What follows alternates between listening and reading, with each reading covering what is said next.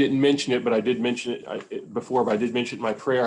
I lost a professor of mine who became a friend from college. He was an atheist, and I'm really kind of grieving that right now. I don't think he was quite 60 years old, and he had a heart attack. And I don't know if you've had that experience of, sometimes we lose people and when we think, well, I don't know where they were in their faith. Well, I know exactly where he was in his faith, unless something changed in the past month. And just the urgency of the gospel sometimes gets highlighted in our lives. And I really think about his family right now. So I don't know why it's hitting me the way it is, but just being honest. So that's a prayer. Going to Lisa's reading this morning from Mark chapter 9, it was the Transfiguration of Jesus. This is actually on the liturgical calendar. This is Transfiguration Sunday. It's sort of a transition between the time of Epiphany into the time of Lent, this time of preparation. And one of the benefits of being able to only preach once a month is I get to go back and dip into old sermons that I've preached for almost 2 decades. And the problem this week is, in 2 decades, I have never, ever preached on the Transfiguration of Christ, which is bizarre because it's in 3 of the 4 Gospels. You'd think this would come up by now. And it also tells you that I didn't always follow the liturgical calendar. Actually, I only did for a couple years.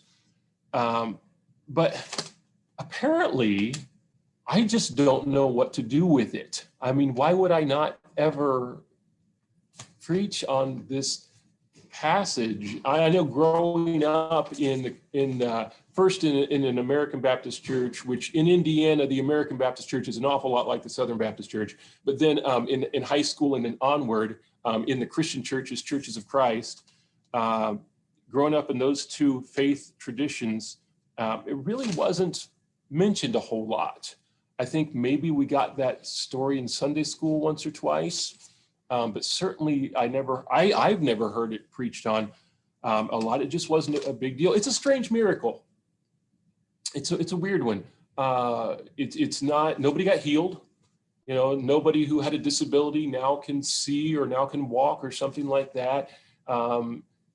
Nothing theatrical like walking on water happened. Nobody got fed. This wasn't done in front of a crowd. I mean, there was I guess there was lights and bright clothing and that sort of thing, but it's a little different, certainly unique. As a matter of fact, it's not even a miracle that Jesus did.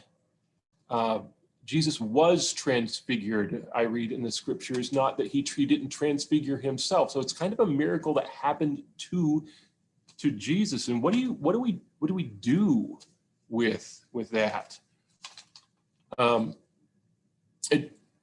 It doesn't take a whole lot of research or thought for a congregation like this that probably knows the scriptures fairly well. Doesn't take a whole lot of thought to realize what's going on in the Transfiguration, at least in part, is Jesus is being connected to the people of God, to the story of God through his people.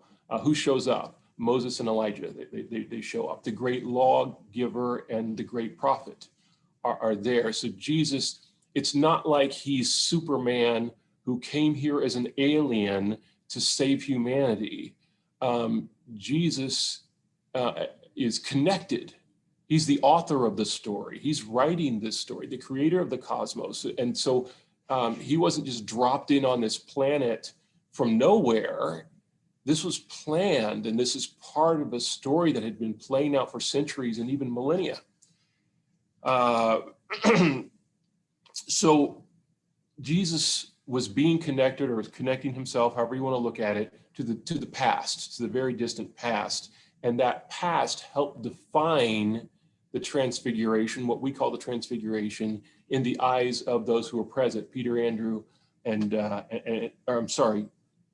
Andrew's getting credit where he doesn't need it. Peter, James, and John were there. And of course, Peter chimes in. And Peter apparently And I love the way the Bible gives this commentary. He doesn't need to have a point before he speaks, or doesn't need to have wisdom before he acts. I'll build a shelter for you. He doesn't, and I'm so glad that the Bible doesn't make a commentary on my life, because it says he doesn't know what he was saying. And I'm just really glad that there's not somebody really honest publicly saying things like that about me and what I say and what I do. But my point being for this is this is a real connection to the past for Jesus, and what we would call the Old Testament, what Peter, James, and John would have simply called the Scriptures. And here's where I admit that this passage I'm looking at, because of the church calendar right now, it's sort of a springboard for what I'd really like to talk about this morning, because we're not always great at connecting to the past.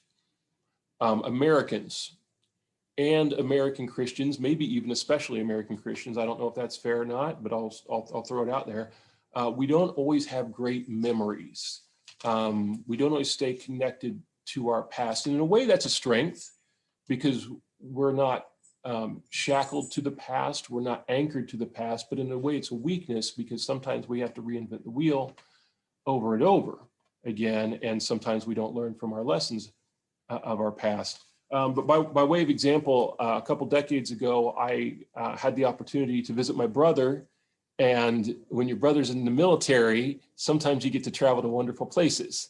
Well, he happened to be stationed in England, just northeast of London. So I got to go to London for a little while, which is I'm not a big world traveler, but got to see when your room and board is being provided by your brother in the U.S. military, then you can travel on a dime. So we did a significant amount of traveling on the island, but I did get to spend a day in London, and it was Sunday, and I was really interested in Westminster Abbey, which is closed on Sunday to tourists because it's a church. And they don't want tourists walking. I mean, how would you like it if tourists came through Gap Creek Christian Church building on Sunday morning? You wouldn't like it either. But they had a Vespers service, because it's the church building, and which I attended. So I got to kind of be a tourist on Sunday. And as I'm walking around Westminster Abbey, there's statues, there's lots of art, and there's statues. And I did what probably a lot of people here would do, is I'm trying to identify the statue, identify the Bible story. Is this Adam and Eve? Is this King David? Who is this? Is this Elijah? Is this Isaiah? Who is it? And some of the statues, I was feeling really dumb, because I couldn't identify the Bible story. Like, I'm looking at it, I'm like, I don't know who this is. And I kind of know my Bible okay. But then it hit me, and I felt even dumber, more dumb. Gosh, I should know that. These were Bible stories. These statues were of Christians who weren't in the Bible. And that was completely foreign to me, just totally foreign. If it's in a church building, it's going to be straight from the Scriptures. That's my mind. That's where I'm at. That's just where that was my only paradigm to think about art in a church building. But I was looking at a statue with Lady Elizabeth and Joseph Nightingale from the 16th century. If you look really closely, you can find Dietrich Bonhoeffer. His statue is there at Westminster Abbey. There are a number of Christians for the past 2,000 years whose stories are depicted in the art of that building. And what this kind of, maybe other people, this is really obvious, but it just wasn't obvious to me at the time. There's a lot of Christian history after what happened in the Bible. And I'm connected to it, and we're all connected to it because we're all Christians. And, Christianity didn't start with Billy Graham. It didn't end with the death of the Apostle John. It didn't start with Alexander Campbell or with the First Great Awakening or anything with the United States. I mean, there's 2,000 years of church history here, 2,000 years of examples and lessons and things to probably repeat and things probably not to repeat. And the point being is, I'm just at that point in my life 20 years ago, I wasn't terribly connected to church history, to what's happened since John penned the book of Revelation. My culture is to think about now, what's going on now, but there's value in the past and there's value in the traditions of the past. And I grew up, especially when I became a part of the Christian churches, Churches of Christ, to hear the word tradition and to think something very, very negative. Because when somebody said tradition, what I was taught was, tradition is the thing that you do that supersedes the scriptures. Tradition is the thing that you do because you don't really care about the scriptures. You do all these man-made traditional things instead of actually looking at the scriptures. And while I realize there can be some truth in that, it's also a problem because there are many things outside the scriptures that you and I both do that are very valid and very enriching and very edifying. And traditions are kind of like books. That's the way I think about them. Traditions that aren't in the scriptures are like books that are not the scriptures. They're optional. We don't have to read them, but sometimes they can be very beneficial. Which brings us to where we are in the church calendar right now, which is Lent. We're celebrating, observing, beginning on Wednesday, a time of Lent where there is often a tradition, where there's a church tradition of giving up something for Lent. Again, not something that, it was something that is optional, but something that can be beneficial. So I'm just curious, is there, does anyone here have a history, a pattern, or have you ever given up something? Have you ever done that? Is that a thing for anyone here? Have you ever taken part in giving up something for Lent?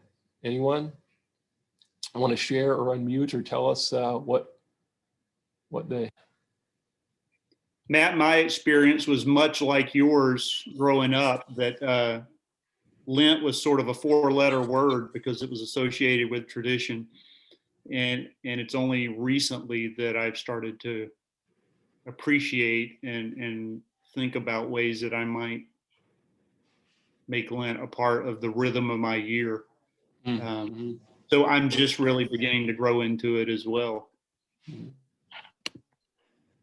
I grew up Southern Baptist, and Lent was a Catholic thing. When we lived in England, one of our teenagers decided that she was going to give up chocolate. Everything in England is covered in chocolate. She couldn't even go into the little corner markets because she smelled chocolate. She was miserable the whole Lent. She said, I will never do that again. So be careful what you give up. Yeah. Betsy was raised Catholic, and so yeah, her first at least 12 years of life were Lent was part of her every year requirement. Mm-hmm. Mm-hmm. The lady that I eat supper with is a Presbyterian, and she told me she's going to give up desserts for Lent so she can lose weight. I thought that was not quite the meaning of Lent, but yeah. Well, let's talk about that a little bit, because since a lot of us didn't grow up with it, maybe a little primer from here is the Protestants primer on Lent. Things that Lent are not, things that Lent is, and things that Lent is not.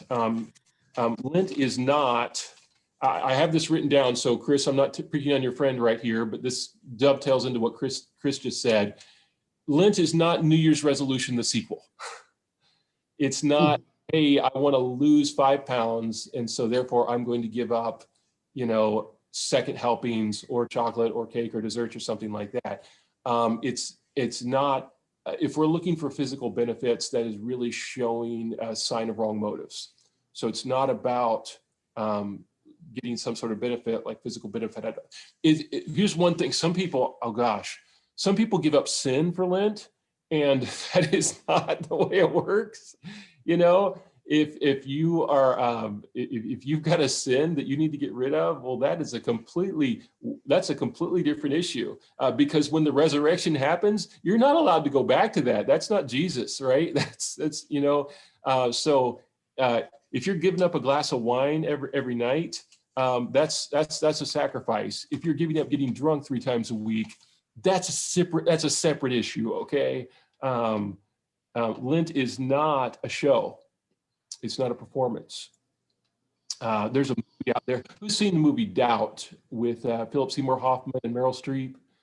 I recommend this movie. It's tremendous. It's pretty heavy, but Philip Seymour Hoffman plays a priest and Meryl Streep plays a nun. They are posturing and battling the entire movie, and for good reason on both sides. But there's this wonderful scene where he's in her office. This priest is in this nun's office, and she's serving him tea. He says, "Do you have any sugar?" She's like, "I think I have some sugar somewhere." And finally she finds it in this bottom drawer of her desk. And she says, "There it is. I put it in that bottom drawer for Lent 3 years ago, and I just never bothered to get it out." And she's obviously bragging right here, right? She's just, bragging that she's made the sacrifice. And without missing a beat, Philip Seymour Hoffman's character, the priest, says, "Well, must not have been much of a sacrifice then." And the whole movie, they go back and forth like that. It's not a show. It's not, "Hey, look at what I'm giving up." It's not trying to out-sacrifice Jesus. And this kind of sounds ridiculous, but I've heard this. I've heard people say, "I'm not giving up anything for Lent. Jesus is the ultimate sacrifice." Of course, he's the ultimate sacrifice. We're never going to out-sacrifice Jesus, and that's not the point. And it's also not a checklist item. And if you grew up in a Catholic tradition or in a tradition that observed Lent, very often it can very easily seem like something that you have to do. But to go back to what I said a few minutes ago, this is optional. You don't have to do it. I probably do it about a third to half the time. There's a lot of years I don't, and a lot of years that I do. But here's what Lent is, and a Protestant's understanding of Lent is it's a spiritual discipline. It's a spiritual discipline like so many other spiritual disciplines. It's a form of fasting. You give up something. And when you fast, you abstain from something so that you can do something else. And so here's, to me personally, the biggest thing that giving up something for Lent does for me is a reminder. And I like to keep things simple because I'm a simple guy. So it reminds me of 2 things. One, it reminds me, my little bitty sacrifice reminds me of Jesus's great big sacrifice. So every time I miss it, if I miss that chocolate or if I miss that whatever it is, it's a reminder that, hey, I didn't die on the cross for anybody's sins. This reminds me of, so every time I miss it, it becomes a reminder. And I think about Jesus' death on the cross on a regular basis, but during Lent, I think about it a lot if I give something up, because I'm constantly reminded every time that I miss that thing, I'm reminded of Jesus' sacrifice. Not that my sacrifice is so wonderful. It's just like a little note to myself. I smell that chocolate. Oh, Jesus died for me. That was a tremendous sacrifice. Whereas normally I smell chocolate and I think, give me some of that. During Lent, I smell chocolate if I'm giving up chocolate, which I've never done. That's not my thing. Salt, giving up salt. Now that's added salt. That's a whole new ball game for me. If you know the way that I eat, that would make total sense to you. I literally have my own salt shaker at the table. Nobody else can touch it. It's mine because it interrupts the meal too much for me to keep asking to get it back. That's how much salt I use. It is strange to say, but it's a tremendous sacrifice for me, which is silly to everyone else, I'm sure. But so it's a reminder. It's a reminder of Jesus' sacrifice. But here's the other thing that I find tremendous value in. When I fast, which is not terribly often, but when I do, or when I give up something for Lent, I dedicate that fast, or I dedicate that thing that I'm giving up to a specific prayer. So if there's something that is very meaningful to me that I know I'm going to pray about anyway, that I really want to focus on for the next 40 days, then every time I miss that thing, whatever I'm giving up, it's a reminder not only that Jesus died, sacrificed for me, but it's a reminder, okay, Matt, pray for that thing. Pray for it. So just for example, this might sound silly to you, but one year, probably the best Lent year I ever had was the year I was having significant, kind of a difficult time with one of my kiddos. This is a few years back. And there was a specific prayer that I had for that relationship, for that situation. And what I gave up, and that's not the silly part. What I gave up was my Garmin, my watch. And that's going to sound really silly to you. And it wasn't really a big sacrifice. It's kind of a silly sacrifice. But the fact is, when I'm running, I look at this thing maybe minimum 3 times a mile. I may look at it 10 times a mile, depending on what's going on. And I just constantly just, run, look, what's my pace? What's my tempo? What's my heart rate? What's my distance? But when I would look at an empty, just at a bare wrist, that was a reminder that year of 2 things. One, Jesus sacrificed for me. This is not much of a sacrifice, but okay, Jesus sacrificed for me. But 2, I'm praying for my child in this situation. And I was going to pray for that child anyway. I was probably going to pray daily, certainly a few times a week. I ended up praying every morning about 20 times, constantly being reminded every time I looked at, and just by habit, for 40 days, I looked at a bare wrist because just by habit, I look at that. And it was just, okay, I'm going to pray for this thing. And that's kind of the way the spiritual discipline worked for me, was to be a reminder. So that's really, if you decide, and again, it's optional, it's potentially beneficial. And maybe this isn't the best year for you in this situation, but maybe there's something that you really want to pray about and you'd really like a reminder for that. Or maybe you'd like to pray for this time where we prepare for Holy Week and the crucifixion of Christ, which leads to the great dramatic contrast of the resurrection of Christ. And maybe you'd like to participate in that in a new way. Then I just encourage you to give some thought between now and Wednesday, because Wednesday is when this all starts, the 40 days before Easter. So I guess I don't always leave a whole lot of time for thought and discussion, but I'd love to hear us brainstorm. What are there some specific prayers, or there's some specific sacrifices that might work? If we could just kind of use our creative imagination and think about what kinds of what if you were going to participate in this, how would that look for you, or how might that look if we could just kind of put some heads together? I think I've got my idea for this year, but I'd love to hear what you all are thinking.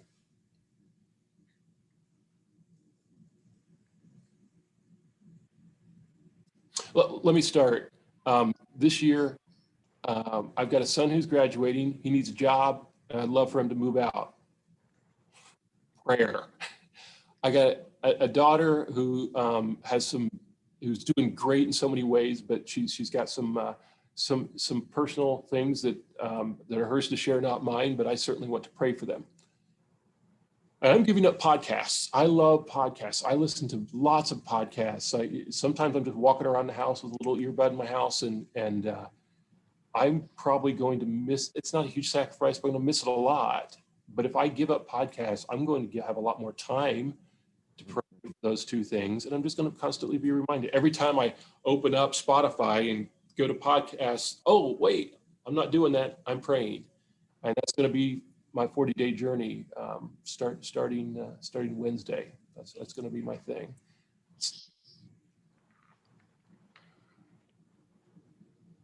Well, Matt, I never had given much thought to the Lent. There again, in my experience, that was a Catholic thing. But at the same time, I think I can appreciate the value of it. And to me, I would use that denial, we'll say, giving up something, as a tool to self-improvement, for one thing, and to it being improved in also getting along with other people, making improvements, enriching my own experience, maybe to the benefit of others. But that's my thought. So for me, if I were thinking that way, what I would give up is responding to people's comments on Facebook. That would improve me as a person significantly. I have a question. When is Lent? Begins on Wednesday and goes through Easter. So it's a church tradition. It's 40 days, and 40 days certainly is a number that we get from the scriptures for a lot of other time periods as well. Matt, I've been thinking about this quite a bit this year, and I think the thing that would serve me well to give up this year, I like to keep up with sports. So I think I'm going to give up reading any sporting news between now and Easter. I may watch some sports, but I'm not going to read the latest articles, I think. Okay. That's what I'm praying about. But I think the other thing about Lent that's great is that part of what happens in any spiritual discipline is it creates space for us to more deeply connect with God. And so sometimes we even give up things that they're not bad necessarily. They can even be good things, but we give them up for something better. And that's kind of how I want to approach it this year, that if I carve out a little more space by giving up this one thing, it'll create a little more space to intentionally be aware of communing with God. So that's what I'm thinking about, is no more ESPN articles or anything for 4 months. Well, I wish I would have said it that way, Jody. Thank you for framing it. We're not talking about giving up something bad. We're talking about giving up something good in order to get something better. And that's why we have a church. so that because, yeah, that's, yeah. I think what I would give up, it's maybe very hard for me, but social media, like just like Instagram or something. Not like crazy, not like all of them, just like one that I use a lot.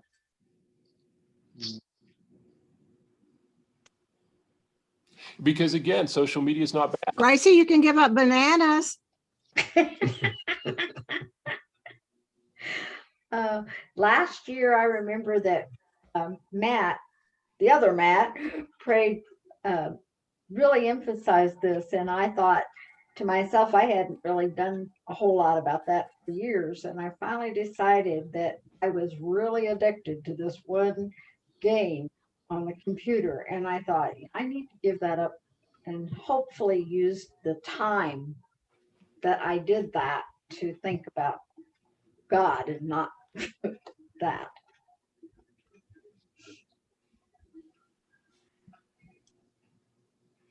Yeah, great examples, great options. In some ways, I feel like we've been living in Lent for a year. And so I'm thinking about it in terms of what things was I forced to give up that I don't need to add back when things go back to normal.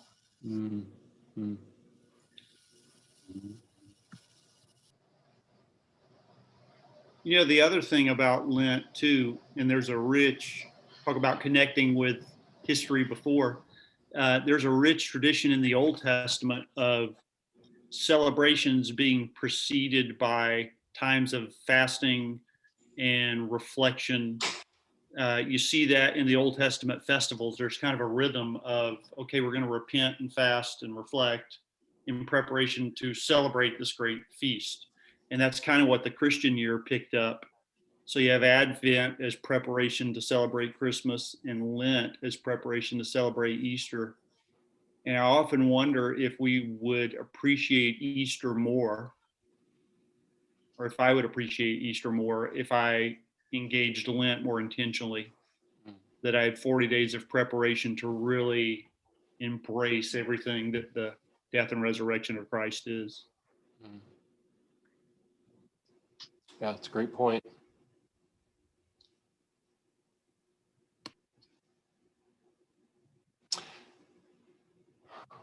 Well, hopefully we've got some creative juices flowing, and this is not guilt. This is not a have to. This is not a burden. I'd like, if you hear anything from me here about this, is an optional opportunity. Like I said, here I am talking about it, and I probably best do it half the time, but not because it's something we're supposed to do. It's because it's an option that we have. And I think that's probably a big difference between us and the Catholics, is they have this wonderful tradition that they have to do. We have this wonderful tradition that we can do if we find it beneficial. We have freedom to do this. So if you think it might, be beneficial, give it a try. Give it a try. And if not, sorry for wasting your time. But we won't waste your next few minutes, because we're here into communion.